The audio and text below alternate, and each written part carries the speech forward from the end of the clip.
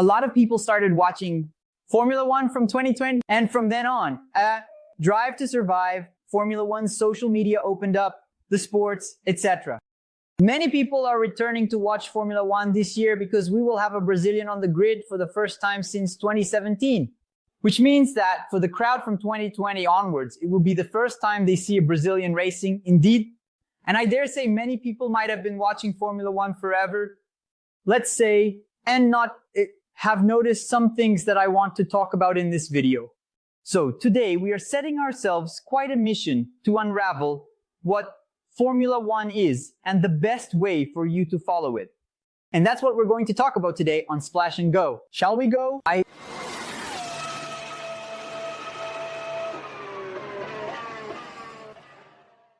Divided naturally the video into parts to make it easier to structure the reasoning.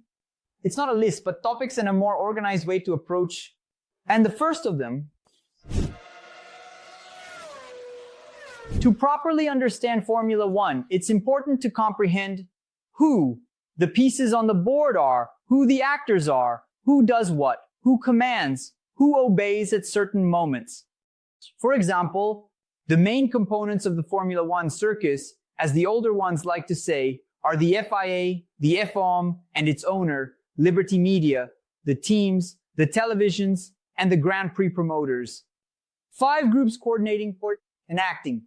At certain moments, one commands over the other obeys, one contests, and so on. One at a time. The FIA is the International Automobile Federation. A regulatory body like FIFA is for football.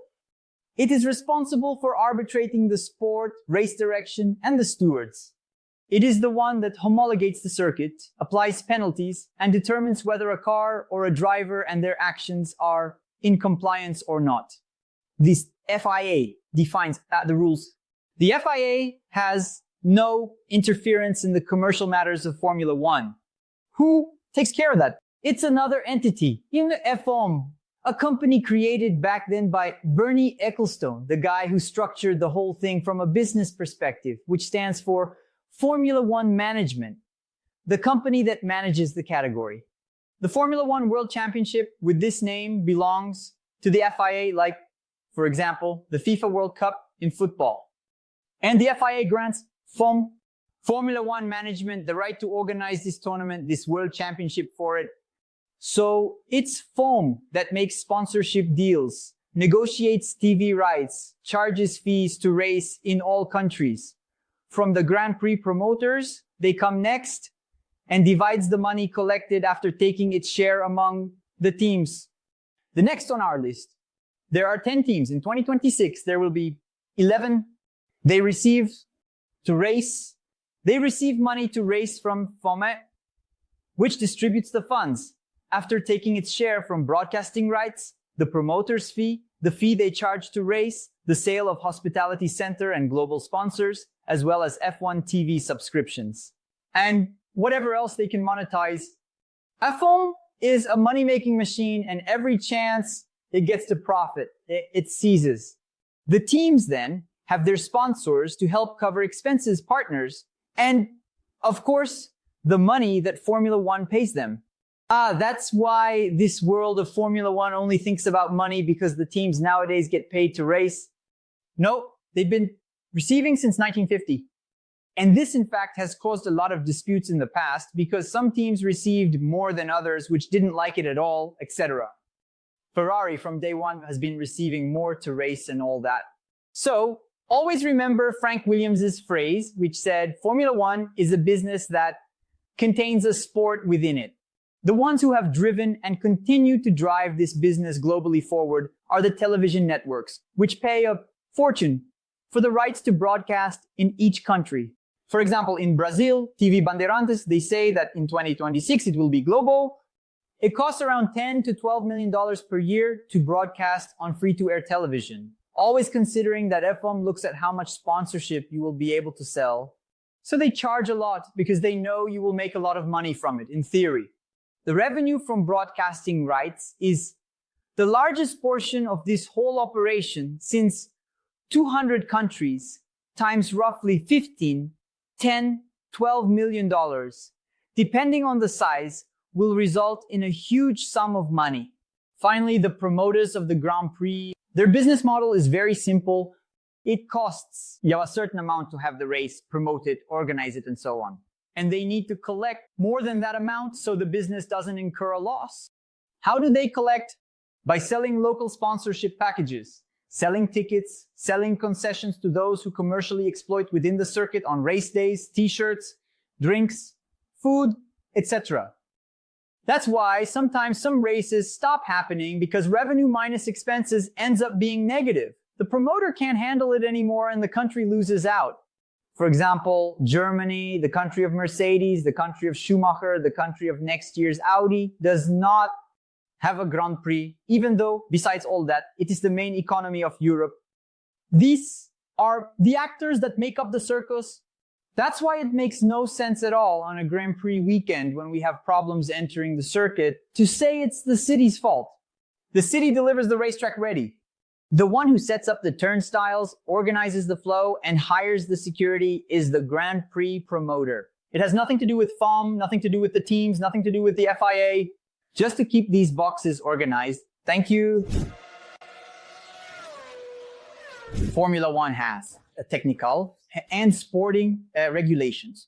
The technical regulations dictate how the cars must be built and operated.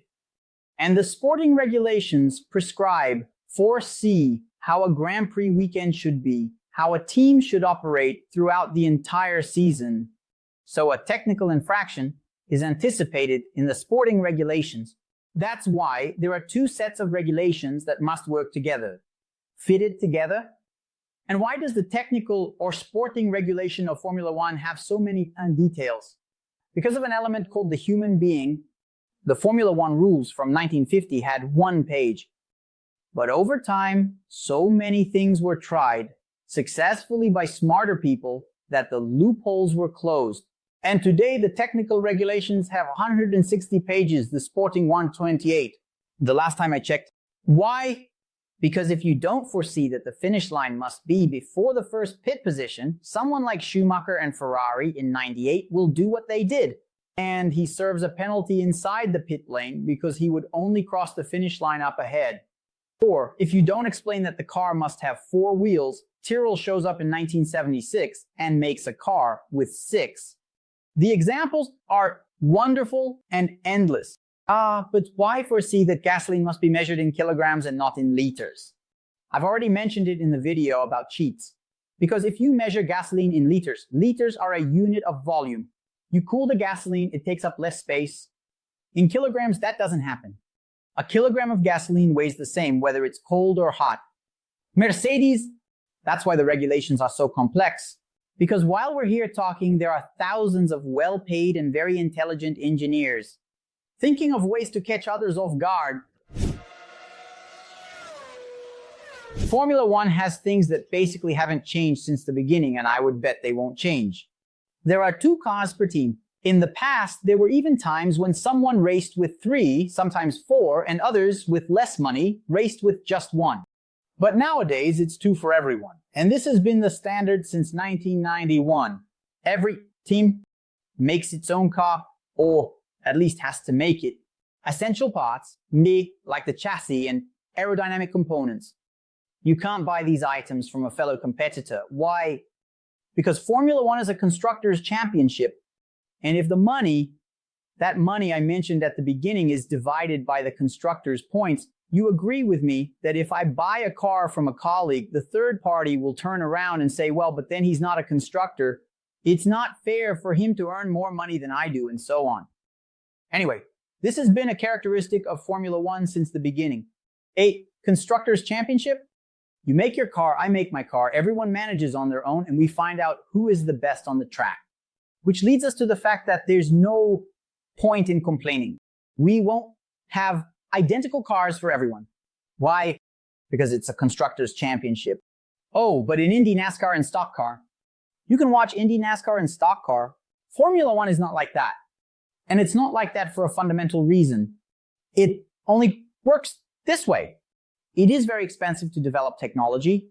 And developing technology that later ends up in streetcars that will still end up in our cars is the only plausible justification for manufacturers to spend the fortune they do trying to outdo each other, one against the other, showing that I, Ferrari, am better than Mercedes, I, Mercedes, am better than Renault, and so on.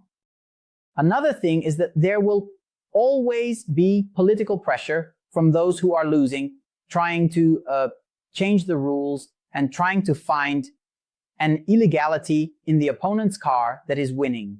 That's why, over the years, we have become accustomed to stories of teams that made incredibly fast cars, which even hid a bit of their performance, to avoid drawing attention from their competitors, because if they drove at their full potential, they would apply 2, 3, 4 seconds of difference, and then someone would target them. In the wake of this, as we have human beings wanting to gain an advantage over others, we have illegalities. It's part of the game.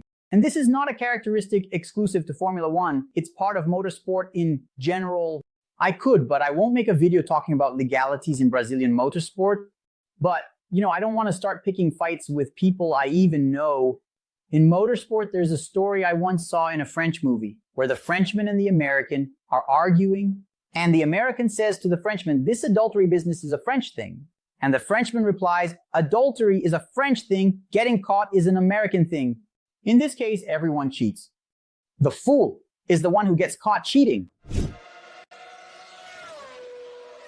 A Formula One weekend has its rituals and its organization. It always happens in the same way. At most, it changes by an hour here or there, and the time zone of where it is happening. The first thing you should know is that a Formula One weekend consists of 4 days: Thursday, Friday, Saturday, and Sunday. Thursday already has activities. "Oh, Rodrigo, but there are no cars on the track." But it is a mandatory day. Anyone who doesn't go to the circuit needs to justify it. For example, the driver felt unwell and will only appear on Friday. Because there are media commitments, there are team principals and drivers who speak at scheduled press conferences for the TVs, which pay all that money to have this right, and for Formula One's own official channels. While team principals and drivers talk to the press, the teams finish assembling the cars, because the garages were set up by Wednesday, and each team takes their 2 cars to the FIA garage in the pits for weighing and measurements. At this time, the cars are checked for the first time, and savvy photographers take the opportunity to catch what they are bringing again. Why? Because if you have a new front wing or a side pod, etc., you need to take it to the FIA garage. Not only to take it for inspection, but also to submit it. The CAD files, which are those 3-dimensional computer models showing what a part looks like. The FIA has that and saves this information. And any discrepancy between the car, which was measured and weighed, the files you submitted, and later what is checked under parc fermé conditions after qualifying and after the race will result in a penalty. Unless you have a justification. "No, my wing is different because a piece of it flew off and when the race ended I managed to finish." Understood. So there is a prior inspection and the car has to match the inspection after the 2 sessions, qualifying and race. If there is anything different, you will be called to give explanations. On Friday, in a normal weekend without a sprint, we have free practice 1 and free practice 2. These track sessions lasting 1 hour are used by the teams to collect, adjust information, test setups, test new parts, send each car out in a different way to the track to compare data and start building. What will be the setup for qualifying and the race? On Saturday, you have free practice 3 and then qualifying. Qualifying for several years now is divided into 3 parts. Q1, Q for qualifying in English, which is the classification. In Q1, the drivers go to the track, and in 18 minutes, you have the order. From this order, the 5 lowest ranked drop out and the top 15 advance. Then comes Q2, and in 15 minutes, everything happens again and you select. Then from the 15, the top 10. After a brief break, we have Q3, and in 12 minutes, the top 10. They will then decide their starting order because those who dropped out in Q2 and Q3 remain in that order. This changes on a weekend when we have a race, sprint The short race, which is a novelty and appeared in 2021 in Formula One. These are races with 1/3 the duration of a Grand Prix, which take place on Saturday and also offer reduced points. On a race weekend with a sprint, you have the only 1 hour free practice on Friday and the sprint qualifying. On Saturday, you then have the short race and then the qualifying for Sunday's Grand Prix. The Grand Prix qualifying on a sprint weekend and the sprint itself follow the same format divided into 3 parts. However, the sprint qualifying is shorter, the sessions are smaller, and the intervals are tighter. But basically Q1, Q2, Q3. Once the Sunday race is over, the cars are inspected. Track penalties have been or will still be applied. There is a deadline for the teams to, upon receiving the official result, protest you against another car or against a penalty received. After that, there's no more complaining, no more appeals. The result is published, and that's it. Oh, but there have been times when someone filed an appeal. It's true, but it's very rare in Formula One for a result to change after the final decision of the stewards on the same Sunday. For many years, the only coverage available about Formula One was from the so-called traditional media, the TV, which held the rights in countries, in this case here in Brazil, for over 40 years, Rede Globo, and the newspapers and radios that sent correspondents to Europe or bought stories from international agencies. That was basically it. There was little more information available to us. As the decades passed, in the 90s, for example, websites began to emerge. And from 2010, 2012 onwards, social networks and YouTube channels appeared. So today there is a parallel coverage of Formula One. And the category, the teams, the sponsors, this entire ecosystem has already gotten used to. Although sometimes the relationship is not very peaceful, the existence of the internet. We are here echoing their work and providing hundreds, thousands of additional hours of coverage than television does. Oh, but television doesn't like Formula One. That's not it. It's that television airtime is extremely expensive, and television has other things to broadcast. It's soap operas, it's news programs, football.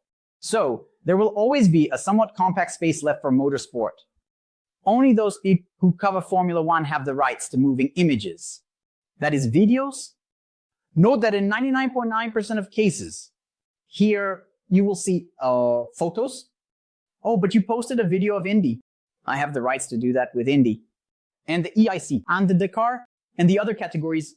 So they don't have the same restrictive policy as Formula One. So for quite some time here, you don't see FOM images. Because in the end, those who have them are afraid. This is my job. I have sponsors, etc. I can't take that risk. Oh, but so-and-so's channel does it.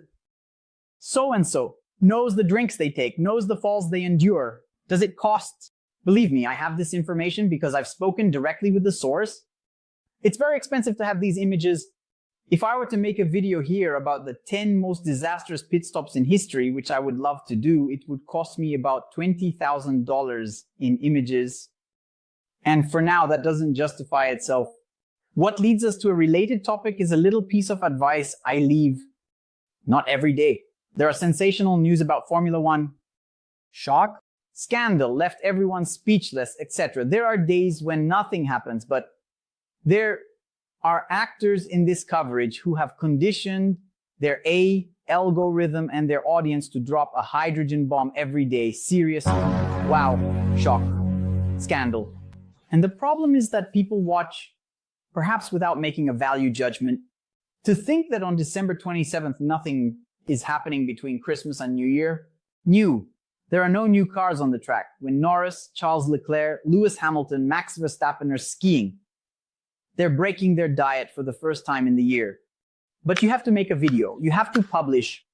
And a video talking about any nonsense, sometimes it will get more views than, for example, I don't know, making one about the 10 pit stops in Formula One history by buying the rights for $20,000. Understand? So we have to keep walking this line narrow, doing what we can with what we have, and trying to explain to the audience some of the decisions we make. That said, there are elements on the table to explain some nonsense you might hear out there and don't need to go repeating. Oh, but everyone should have the same car. Oh, but it's very technological, thankfully, because otherwise there wouldn't be Formula One anymore. They would have to simplify the regulations. Simple rules are circumventable. It was really good back in the time of... Yes, I agree with you. For decades, the world has been getting worse and worse. But that's not just in Formula One. It's the same outside as well. I grew up hearing about some things that were absurd, and now people are making excuses for them on social media. Oh, but what about money and politics? Money and politics are everywhere. There's no point in thinking that Formula One is an interclass championship, not subject to this, given its size. There's political engineering in football, volleyball, cycling. Remember Rodrigo from the Lance Armstrong case? There's political engineering everywhere. I find Formula One fascinating because it's an extremely complex sport and a reflection of our world. A reflection of us with all our virtues and flaws. So everything we say about Formula One comes back to us hitting us on the forehead, in the eye. We have a lot of that because it has a lot of us philosophy, huh? So get ready and enjoy what should be the biggest Formula One season in history. And I'm not talking about the number of races, but the amount of interesting things that are expected to happen. There's Brazil back on the grid, Hamilton at Ferrari, Verstappen going for the 5th title, Ferrari trying to end a drought, and McLaren back at the top. We have an end of regulation. Last year, 4 teams with 7 different drivers won. A lot of incredible things are expected to happen. And actually, I'm worried about 2026 and even worse, 2027, because if things calm down after a spectacular year, people will be spoiled. So this was another episode of Splash and Go. I hope you enjoyed it. Leave a like, it's free, costs nothing, and helps a lot. The channel does this for me, does this for us, and I ask you to leave your hype with us, this new tool here on YouTube, to show the mysterious algorithm that you like the video, like the work, like the channel. We keep growing, galloping. We are dangerously approaching 200,000 subscribers, speaking monthly to over 700,000 unique viewers and making 2.5 million views. Spectacular. All thanks to you. Do not miss anything happening here. We have Telegram channels, WhatsApp, and a broadcast channel on Instagram. You join and start receiving an automatic message as soon as new content is released here. Speaking of new content, we also have the channel's social media. The handles are being shown here: Instagram, Twitter, TikTok, Thread, and my personal Instagram, Rodrigo_Splash and Go, where you can see behind the scenes, where I'm going, and a bit of content that isn't just Formula One that I'm doing at the moment, etc. All right. So that's it. Thanks. Have a great season and a big hug.